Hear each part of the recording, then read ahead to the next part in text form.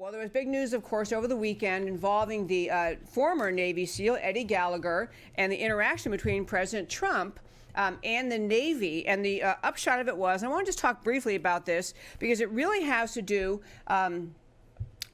with the idea of restoring respect in the military for the idea of a commander-in-chief. But in short, Navy SEAL Eddie Gallagher was involved serving America in the military, and in the course of his service in the military, engaged in conduct, which one particular aspect was he took a selfie, using his camera, took a picture of himself with a dead jihadist. I think it was a teenager, a young boy who was a jihadist. I mean, who was an enemy, but took a picture of himself posing with his dead jihadist.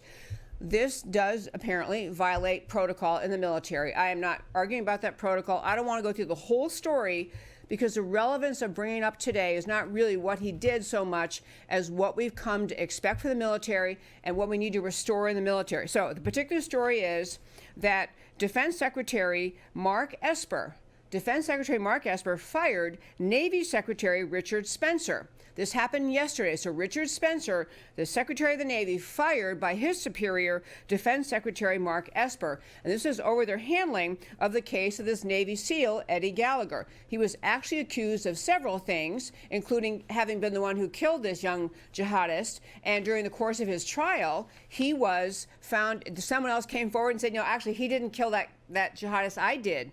But still, this guy, Eddie Gallagher, did the selfie picture with this dead jihadist, which was, I guess, not appropriate, and understandably not appropriate under Navy protocol. So the ongoing battle between the Navy and the president was the Navy still wanted to punish Gallagher, still wanted to punish him. President Trump had weighed in once and say, no, that he shouldn't be punished. But then it got into the nitpicking battle over whether or not this Navy SEAL, Eddie Gallagher, as he retired, could keep his Trident pin, what you get for serving as a Navy SEAL. The Navy still wanted to punish him, still wanted to take it away from him because of this conduct that they didn't like.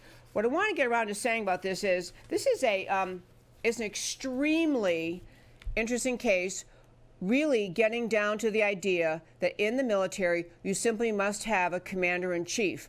Somebody has the final decision-making authority. That's how it is. So backing up to the story just a little bit more, even him being prosecuted within the Navy was viewed by many. This Navy SEAL Eddie Gallagher, even being prosecuted, was considered by many to be inappropriate, unjust. There was also talk about the JAG, the Judge Advocate, the lawyers in the military, the JAG. They're called the JAG, Judge Advocate General stands for their misconduct during the trial, including things like electronically spying on defense attorneys. I mean, the Navy had decided, we're going to get this guy, we're going to make an example of him. So there was misconduct viewed by many within the prosecution of Eddie Gallagher. And then moving forward, even after in the trial that came out that somebody else came forward and said, no, Eddie Gallagher didn't kill that guy, I did, they still found him guilty related to his taking of this selfie. So so then they had the military wanted to go forward and punish him, take away this Trident pin. And it became a power struggle, which there should not be in the chain of command, but a power struggle between Navy Secretary Richard Spencer and President Trump. To capture the summary of it was President Trump had tweeted things, stated things that he didn't like about the way this case was being handled. The Navy seemed to have the attitude of, until we get a direct order telling us to back off from Eddie Gallagher, we're gonna keep going after him.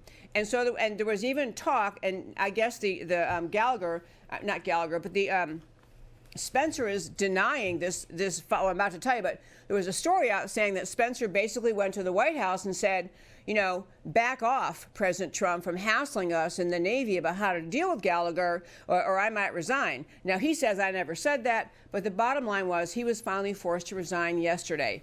And here's a point I want to make about our military and this case. You can read a lot more about it. There are several links to several stories related to this on our website, americacanwetalk.org. On the homepage under shows, drop down under list of links. You can read several different stories related to this Navy SEAL. But here's the bottom line. I completely understand and actually can believe it's reasonable that people in the chain of command in the Navy decided that this conduct should not be permitted. It had to be punished in some way. You can't have our Navy SEALs or other people in the military taking selfies, which essentially is mocking the enemy. I could see they maybe thought it was actually a way that you would provoke the enemy. You may provoke attacks on troops over wherever they are because you're going to have this picture out on social media and the jihadists are going to see, look at this, they're mocking this jihadist. I mean, you could see where it may be considered inappropriate, that you may actually endanger troops because you're going to have the jihadist type see this picture and find it offensive, that you want to have chain of command. This guy understood he wasn't supposed to do that, and they have to hold him accountable. They have very reasonable arguments on their side about the people who wanted to prosecute Gallagher and who wanted to continue to cause him to have some penalty for taking the selfie with a jihadist. On the other hand, there is actually a chain of command in the military, and the President of the United States is always the Commander-in-Chief. It's in the Constitution. It's been true since the founding of our country. It is the only way you can have order in the military. It's the only way you can have a final decision-making authority. Somebody has to be it. And once that person has decided, you can't have underlings below that Commander-in-Chief challenging him, undermining him, saying, it was almost like they were saying, well, he didn't say Mother May I, he didn't say it in the proper, President Trump didn't use the right language, he didn't say it in an order. And there's a great piece, actually, you might want to read, it's also on our website, by Kurt Schlichter, who's talking about when you give an order in the military, it could be whether you directly say, you are hereby ordered to do X, or a commanding officer saying, this kitchen needs to be a little bit cleaner, or the barracks are a mess, or these barracks should look neater. Whatever way they speak, once it's clear what the commanding officer is saying you're supposed to do, you just have to do it. You can't sit back and say, well, Trump didn't say it in a direct order manner. He only put a tweet out, and we're not going to comply. In fact, there was a statement by one of the, this Schlichter piece, and others are saying, there should be more than just this one guy, more than just Navy Secretary Richard Spencer fired over this, because all of them were more or less trying to protect the proceeding and continue going after Gallagher after President Trump had made it clear, I want you to drop this. And so there was one particular piece, Rear Admiral Charlie Brown, Chief of Information, after reading Trump's tweet about this case, said, the Navy follows lawful orders of the President. We will do so in case of an order to stop the administrative review of SOC Gallagher's professional qualifications. We are aware of the President's tweet and we're awaiting further guidance. This is Rear Admiral Charlie Brown saying to the President, I know what you want. I know what you meant by your tweet. I know you don't really want to have us to continue prosecuting Gallagher, but since you didn't say it in the right way, or you didn't give it in a way that I can agree is a direct order, we're just going to keep marching on. And so President Trump, did finally win the day with this. But, I want to get to the other piece of this related to the military was we really are in a struggle in this era in our military, in part because of what happened under President Obama and his service when he was Commander-in-Chief. And just like President Trump being Commander-in-Chief, he gets to be in charge of the military, so did President Obama. So we had 8 years of President Obama doing his social justice warrior, social experimentation, petri dish treatment of the U.S. military. He had, and just in case you've forgotten these things that you had with President Obama, during President Obama's era, because he wanted to radically transform America, radically undermine the U.S. military, radically weaken America's position, President Obama purged at least 197 officers out of the military over just a 5-year period. Because he wanted people, President Obama did not want the warrior military leader, the warrior leader who stands up for America.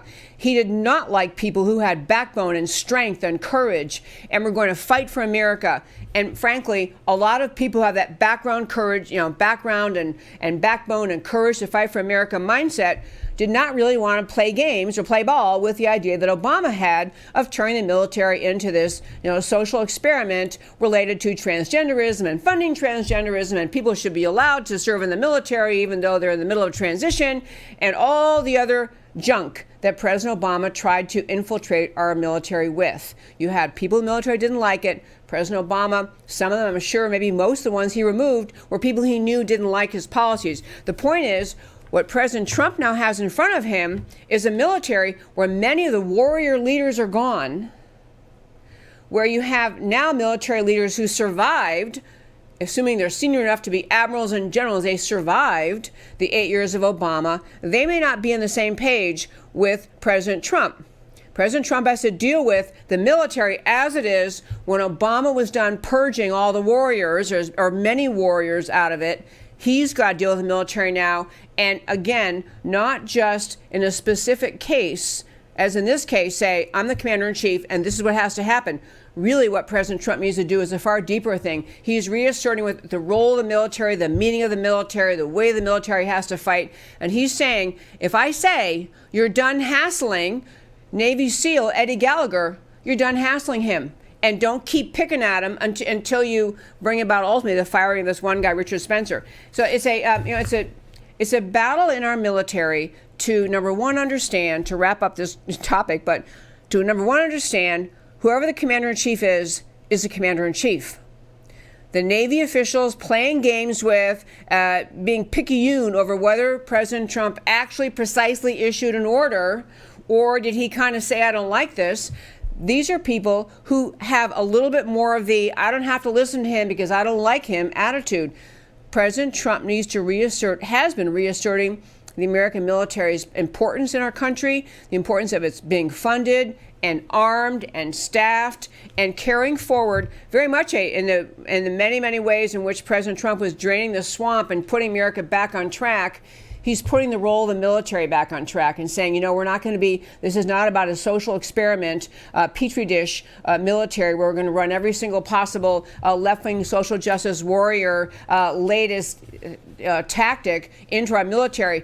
The military is there to be strong, to fight, to defend America, to keep America safe, and to follow the orders of the commander-in-chief. So glad President Trump stood strong, and very glad this reasserting of the role of the presidency and the right role of the military is another one of many battles President Trump is undertaking and has done very well with.